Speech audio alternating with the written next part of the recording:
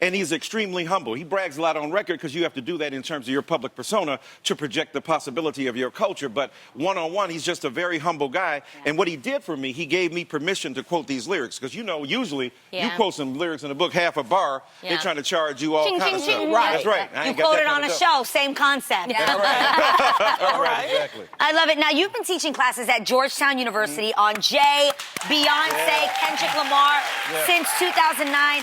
How did students initially react when they found out about these classes? Well, you know, the hip students understood what it was. You know, that, look, I got a PhD from Princeton, so I can do Derrida, Foucault, French, Du Bois. I can do that insurrection of subjugated knowledges. I do all that.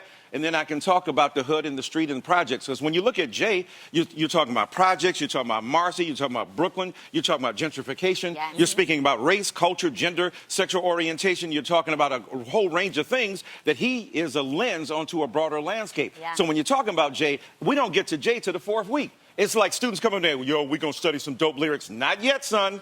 We gotta get seriously into these issues. Then.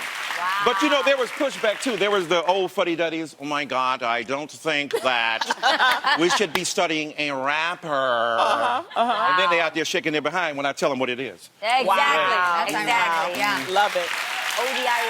I remember reading in your book that you mentioned you got hate mail for mentioning race in your college courses. Oh, yeah. What was the issue that people had?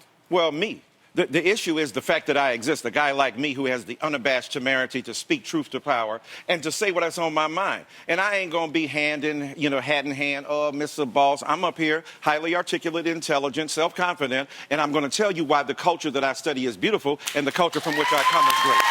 Now, you wrote about Jay-Z, but who else in the hip-hop community do you think deserves a book? I mean, there are a lot of people, of course. You know, I've written one on Nas, I've done one on Tupac, but I think my man Drake. Drake, I mean, you know, right? We talked about Drake. I mean, Drake says jealousy is just love and hate at the same time. I mean, look.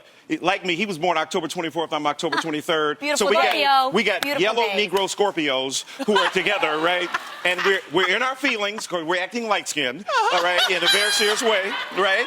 No doubt about that, but he understands when you deal with Drake, you're dealing with light versus dark, you're dealing with light privilege, you're dealing with demonization, you're dealing with black-Jewish relationships, you're dealing with the Caribbean's influence on African-Canadian culture between Memphis and Toronto where he went. You're dealing with an entire universe of possibilities. Drake is such a significant and powerful figure who deserves the kind of book. I think I'll write it. What about a female? A female. Oh. A female. Oh, my God.